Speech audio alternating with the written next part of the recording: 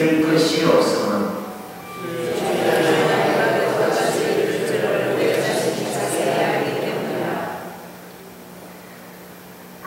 그들이 편안하다 안전하다 할 그때에 임신한 여자에게 해산의 고통이 이름과 같이 멸망이 갑자기 그들에게 이르니 결코 피하지 못하리라.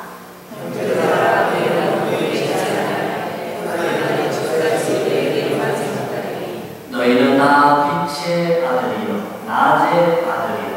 우리가 밤이나 어둠에 속하지 아니하나니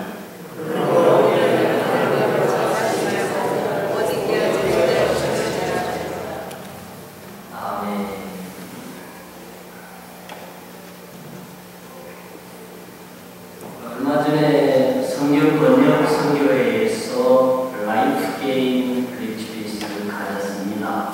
그래서 우리 교회에 한번 프로모션하는 영상을 보여드린 적이 있습니다. 제 교회에는 우리 좌시가 여기 참가를 하고 왔습니다. 그래서 제가 피드백을 한번 받아보려고 좌시하고 어땠냐고 제가 물어봤어요. 그랬더니 좌시아가 거기서 이제 학교를 하고 돈 한번 벌어보려고 열심히 막 벌려고 그러는데 예수님이 제의하셨다 그래가지고 하더니 다 중단됐다고 그러면서 거기서 좀 자기가 충격을 받았대요. 이 예수님이 갑자기 오실 수가 있는 거구나. 그래가지고 really touch. 자기가 실제로 많은 은혜를 마음에 받은 것 같아요. 그래서 우리가 많은 경우에 지구 역사상 한 번도 예수님이 재림을 하지 않으셨습니다.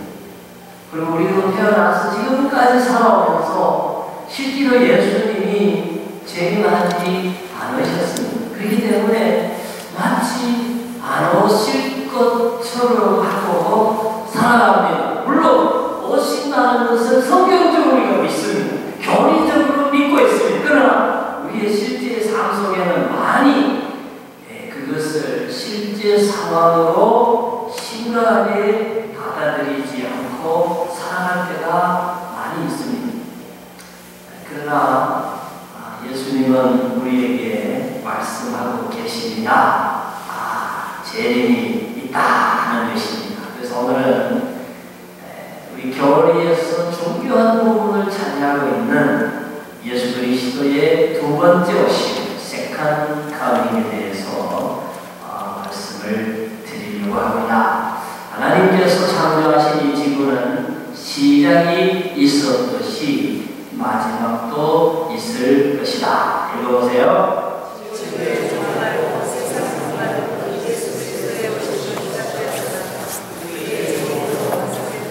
예수 그리스도의 재림은 모든 성도에게 복된 소망이다. 그러나 그것은 마귀에게는 참으로 두려운 사건이다. 읽어보세요.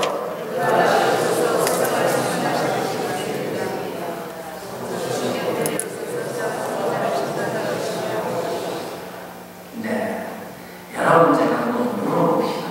여기 장작들이가 있어요. 여기서 제가 불을 지펴가지고 장작 태웠어요. 이 장작에 숨어있던 에너지가 열로 빛으로 화해서 하늘로 다 올라갔어요. 이 에너지가 다시 돌아와서 장작이 될 수 있나요? 없죠. 우리 자연과학에서 가장 중요한 법칙 중에 하나가 뭐냐면 엔트로피 증가의 법칙입니다. 다시 말하면 쓸 수 있는 에너지가 쓸 수 없는 에너지로 점점점 변해간다는 거예요. 그렇잖아요? 석유 에너지가 있었어요. 우리가 그걸 자동차에 넣어서 사용을 했어요. 점점점 쓸 수 있는 에너지는 지구상에 고갈되어가는 거예요. 그게 중요한 자연과학에 있어서 몇 가지 중요한 법칙이 있는데 그 중에 하나가 엔트로피 증가의 법칙. 그러면 과거보다 지금 에너지가 많이 소실이 됐어요. 그러나 앞으로 갈수록 쓸 수 쓰는 에너지가 점점점 줄어져 가는 거예요. 한편 못 쓰는 에너지는 점점점 증가해져 가는 거예요. 그래서 우리 청년들 죄송합니다. 우리가 너무 많이 써가지고 여러분이 우리 나이쯤 되면 화석 에너지는 거의 없을 거예요. 다른 에너지가 개발되지 않으면 자동차 타기도 힘들게 될 거예요. 그게 바로 엔트로피 증가의 법칙이에요. 그럼 그 얘기를 왜 하느냐? 거꾸로 지금보다 한 3,000년, 5,000년, 6,000년 전으로 돌아가면 최초에 가까울수록 에너지가 충만하고 질서가 가장 충만하고 인간이 사용할 수 있는 가장 완벽한 상태의 최초의 어떤 점이 있었다는 걸 의미하는 거예요. 바로 창조의 순간을 얘기하는 거예요. 제가 말씀드리고 싶은 것은 자연과학도 제대로 진짜로 연구하면요, 하나님의 살아계심과 하나님에 의해서 창조된 세계가 가장 아름다운 최초의 완전한 세계가 있었다는 것을 증거해주고 있습니다. 거꾸로 지금부터 무한하게 미래로 시간을 연장시켜 나가면 어떻게 되느냐? 지구에는 사용 가능한 모든 에너지가 다 없어져 버리는 자연적인 종말이 올 수도 있다는 게 과학적인 법칙입니다. 그래서 우리가 뭐 종말이 있다라고 했을 때에 언젠가 이 지구가 끝이 나는 날이 있다고 했을 때 이거를 그냥 종교적 광신자의 막연한 그런 교리로 생각해서는 안 된다. 굉장히 과학적이고 그리고 종교적이고 실제적인 얘기들을 우리가 믿고 있고 다루고 있다 하는 것을 우리가 알 필요가 있는 것입니다. 그러면 이 우주를 창조하고 설계하시고 지으시고 운행하시는 이 역사 속에 오신 하나님이 뭐라고 말씀하셨는가? 오늘 있고 사람이 되어왔던 우리 예수님 하나님의 아들은 뭐라고 말씀하셨는가? 예수 그리스도의 재림은 확실한 소망이다. 예수께서는 자신의 재림을 친히 약속하셨다. 마태복음 24장 30절에 한번 읽어보세요. 시작.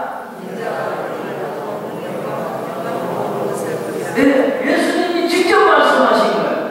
예수님이 본인을 가르칠 때 I am 이렇게 하지 않고 항상 서러움의 인자가 이렇게 얘기를 하셨어요. 그건 신학적으로 구약과 신약에서 의미가 있는 말이에요. 항상 예수님 자신이 자신을 가르칠 때 인자라 그랬어요.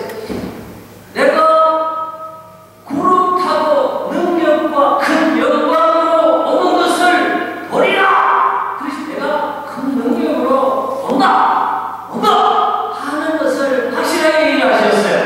그리고 이걸 make sure 하기 위해서 24장 35절에 천지가 없어지겠지만은 내 말은 없어지지 아니하리라. 그만큼 확실하다는 거예요. 그 다음에 마태 26장 64절에 여러분 읽어보세요. 이후에 시작. 예, 이 말을요, 원수들 앞에서 자기들을 죽이려고 하고 지금 사형에 못 박으려고 사람들 앞에서 한 얘기예요. 너희들 지금 이런 못된 일을 하지만 앞으로 큰 심판을 받게 나는 하나님이다. 그리고 반드시 내가 재림을 한다. 너가 눈으로 보게 된다. 이렇게 얘기했어요. 요한복음 14장 3절에 제자들이 막 근심을 하니까 그렇게 말씀하셨어요. 읽어보세요. 네, 예수님이요, 우리 처소를 다 예비한다고 했어요. 다 예비하고 다시 우리를 데리러 이 땅에 오신다 그랬습니다. 옛날에 그 이민 올 때에 그러잖아요. 이게 아버지가 먼저 와서 직장도 잡아놓고 아파트도 얻어놓고 그 다음에 가족들 다 불러오잖아요. 그러시 우리 예수님이 지금 우리가 가는 처소를 예비하고 있는 지금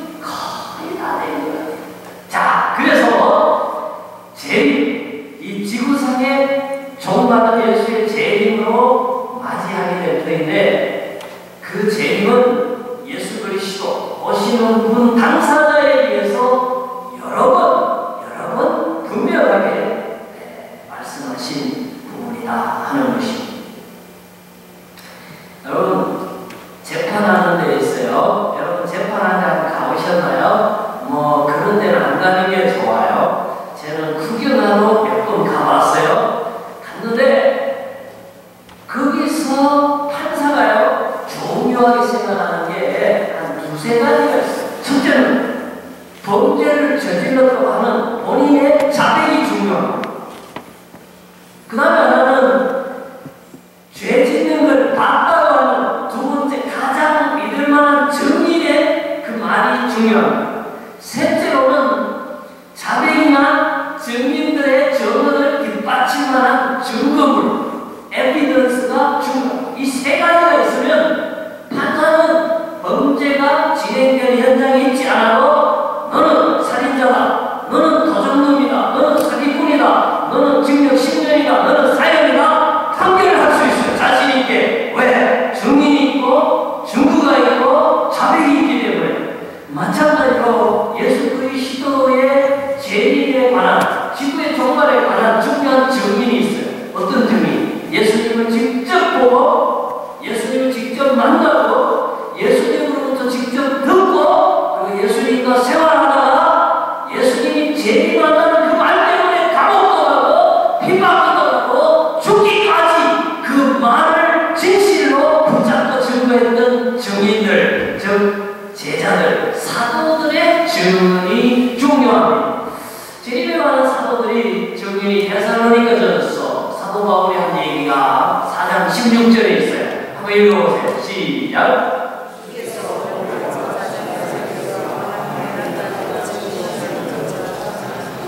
네, 바울은요 예수님 살아생전의 제자는 아니에요.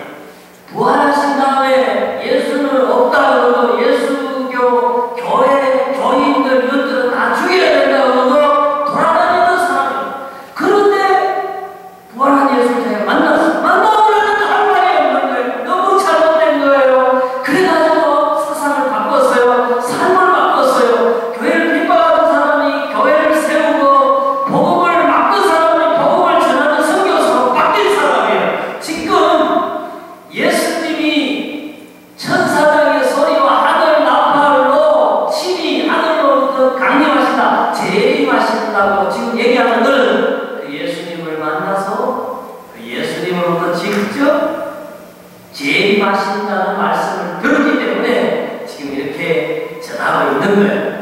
예수님의 수제자 베드로도 베드로서 3장 10절에 읽어보세요. 주의 날이 도적같이 온다라고 했어요. 그리고 요한계시록 1장 7절에 요한은 예수님의 또 다른 제자예요. 읽어보세요. 네, 각인의 눈이 그를 보겠고 그를 찌른 자들도 볼 터이요 땅에 있는 모든 족속이 그를 인하여 애곡하리니 그러하리라. 아멘. 그리고 이제 계시록 22장 20절에 읽어간 말인데 우리 같이 읽어보겠어요. 이것들을 증거하시니가 가라사대 내가 진실로 속히 오리라 하시거늘. 아멘. 주 예수여 오시옵소서. 저 말이 유명한 헬라어로 아멘. 주 예수여 어서 오시옵소서. 어서 오시옵소서. 그 말이 마라나타 하는 말. 그래서 예수여 어서 오시옵소서. 그래서 예수님 제자들도 예수님이 자기들이 살아생전에 오실 줄 알고 그렇게 기다렸어요. 어서 오시옵소서. 주님 어서 오시옵소서. 그러면서 간절히 기다렸어요. 그래서 예수님을 직접 따라다녔던 제자들, 예수님을 만났던 사도 바울 같은 사람들, 그들의 생애 마지막까지 그리스도께서 다시 오신다고 하셨다, 재림하신다고 하셨다는 것을 증거를 했습니다. 그러면 예수님이 어떤 모습으로 오실 것인가 어떤 모습으로 오실 것인가? 저기는 가시적이라 그랬어요. 가시적이란 말은 투시 볼 수 있도록 오신다는 말이에요. 예수 그리스도의 재림은 사람들이 볼 수 있는 방식으로 오실 것이다. 왜냐하면 예수님이 그러셨거든요. 마태복음 24장 30절에 보면은 그때 인자의 징조가 하늘에서 보이겠고 그때 땅의 모든 족속들이 통곡하며 그들이 인자가 구름을 타고 능력과 큰 영광으로 오는 것을 보리라. 그렇기 때문에 예수님은 눈에 보이게 오시는 거예요. 승천하실 때 올라가실 때도 그랬잖아요. 너희 가운데 하늘로 올리우신 예수는 하늘로 가심을 본 그대로 오시리라. 그래서 본 그대로 보이도록 오시리라. 그래서 유대인들 예수 믿는 사람 지금도 본 그대로 오신다고 그랬으니까 그 승천하신 그 감람산에 다시 보리로 재림하실 걸로 지금 기다리고 있어요. 그 사람들 왜 죽을 문자로 해석하니까 요한계시록 1장 7절에도 볼지어다 구름을 타고 오시리라. 각인의 눈이 그를 보겠고 그를 찌른 자들도 볼 터이요. 그래서요 예수께서 은밀하게 재림하신다는 사상은 성경에 어디에도 없습니다. 근데 그 얘기한 사람들이 있잖아요. 작년만에도 얘기가 있었잖아요. 작년에 아놀드 캠핑이라는 사람이 뭐라고 예언했어요? 5월달 21일인가 예수님 온다고 재림한다고 막 뉴욕 방송국 라디오에서 막 선전하고 그랬잖아요. 그리고 또 더한 거는 어떤 학생은 학교 내치웠어요. 어떤 아저씨는 집 팔았어요. 그래가지고 그 판돈으로 인생의 파스에서 몇백 만원 찍어가지고 뉴욕 그 맨하탄에 나가서 지나가는 사람 다 예수님 재림한다고 막 준비하라고 막 그랬잖아요. 그랬는데 5월 21일 날 우리도 여기 살아났지만 뭐 발이나 1cm나 들렸어요. 아무 일이 없었어요. 그러니까 오늘도 캠핑이 뭐라고 그랬어요? 10월 21일로 연기됐다 그랬잖아 작년에. 그래서 제가 설교 시간에 그랬잖아요. 그 영감님은 10월 22일 때부터 뭔 소리 할지 모르겠다고 틀림없이 뭐 딴소리 또 할 거라고 그랬잖아요. 10월 21일이 됐어요. 그 영감님이 89살. 뭐라고 그런지 아세요?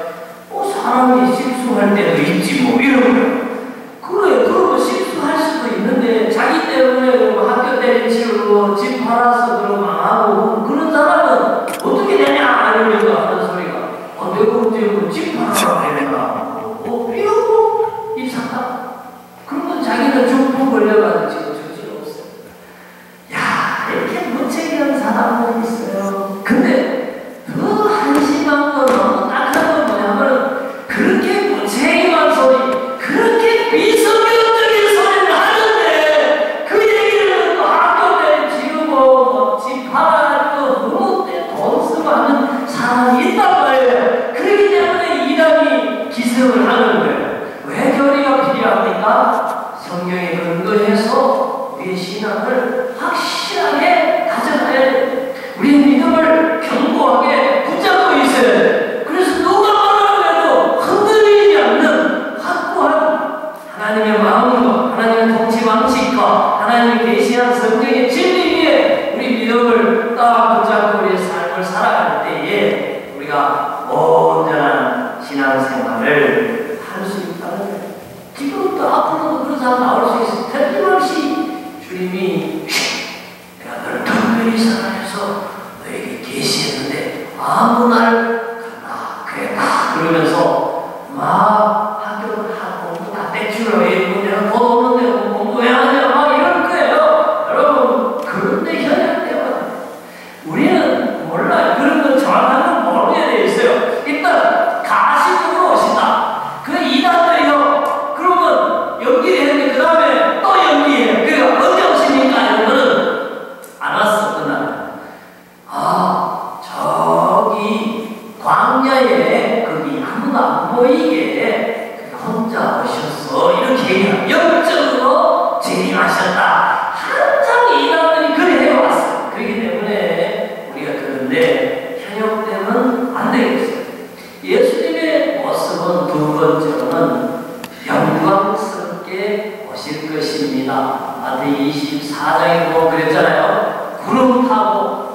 능력과 큰 영광으로 오는 것을 보리라. 데살로니가전서에도 읽어보세요. 시작. 주께서 네, 이제는 그냥 안 오셔요. 초림때처럼 하긴 마음간에 말이죠. 똥냄새, 오줌 냄새 나는 짐승 마음간에 그렇게 오시는 게 아니에요. 헤롯이 막 죽이고 할 때 막 피해서 막 애국으로 망명하고 도망가는 그 초라한 모습이 아니라 천군 천사 수천만 번의 천사들이 모이하고 큰 하늘에 그런 나팔 소리가 울리는 가운데 능력으로 불꽃 가운데 권능으로 정말로 굉장한 하늘의 왕이로서 심판주로서 하나님으로서 영광을 가지고 그때는 당당하게 왕으로서 일하신다 하는 것을 얘기하는 것입니다. 그 다음에 그래서 우리가 이제 뭐예요?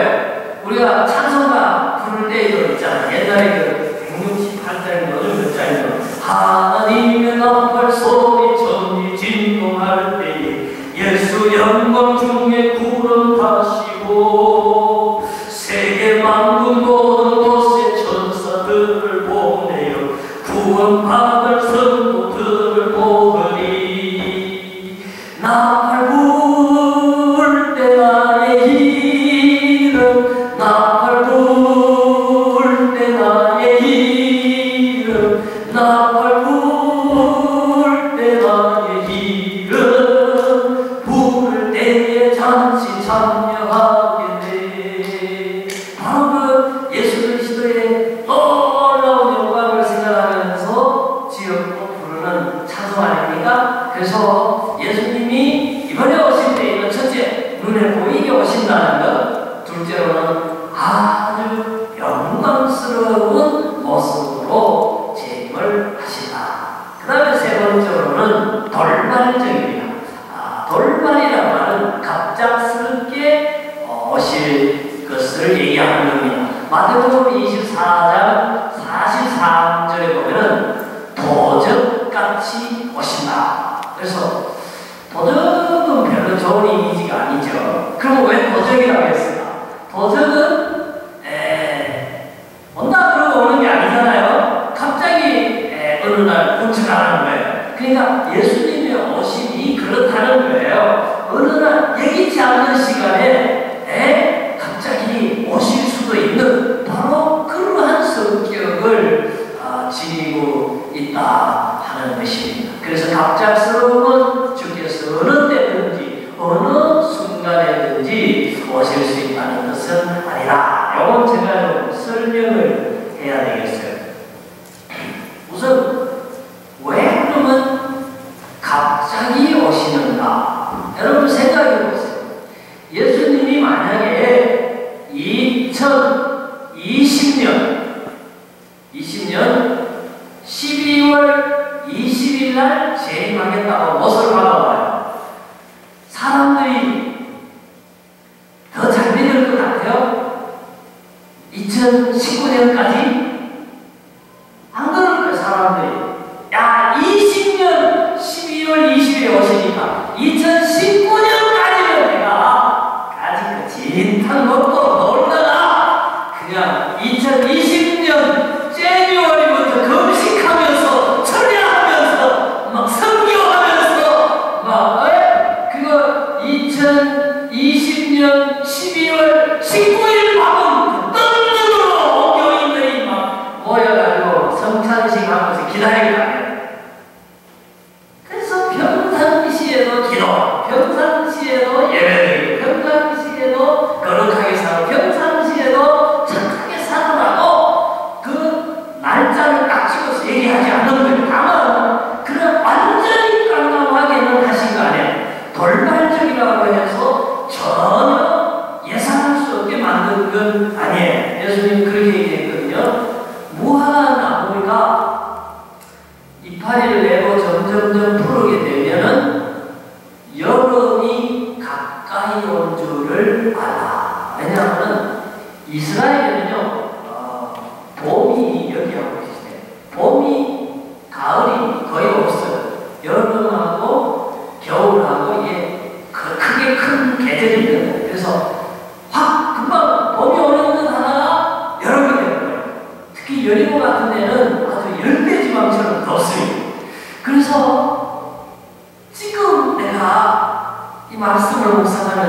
우리 집 앞에 나무들을 가만히 관찰해 봤어요. 봤더니 세상에 한 달 전에는 잎이 없었거든요.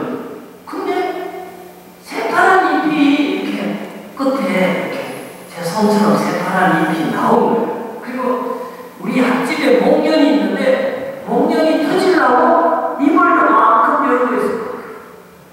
딱 기다리고 있어요. 내가 보니까 한 다음 주고 목련이 팍 필 것 같아. 그리고 마당에 나가보니까 개나리 노란 꽃이 피어났어요. 개나리가 노랗게 핀 거예요. 그럼 뭐예요, 여러분? 개나리 피고 목련 터지고 잎사귀가 파랗게 나기 시작했으니까 때는 봄이 온 거예요. 이제 봄이 온 거예요. 그래요. 그런 거예요.